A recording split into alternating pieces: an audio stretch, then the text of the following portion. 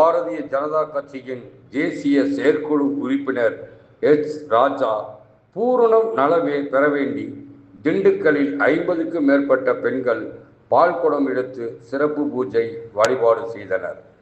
பாரதிய ஜனதா கட்சியின் மூத்த தலைவரும் தேசிய செயற்குழு உறுப்பினருமான ராஜா உடல்நலை குறைவு காரணமாக சென்னையில் உள்ள தனியார் மருத்துவமனையில் சிகிச்சை பெற்று வருகிறார்.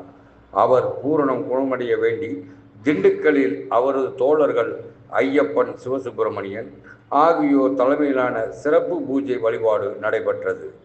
திண்டுக்கல் அரசு போக்குவரத்து பணிமனை 2 அருகில் உள்ள ஸ்ரீ ரத்னா கல்யாண விநாயகர் கோவிலில் பால் குடங்கள் அலங்கரிக்கப்பட்டு பெண்கள் விரதம் இருந்து பால் குடங்களை தலையில் சுமந்த வண்ணம் குள்ளனம்பட்டி அருகே உள்ள ஸ்ரீ சுப்பிரமணிய சுவாமி திருக்கோவிலுக்கு ஊர்வலமாக வந்தனர்.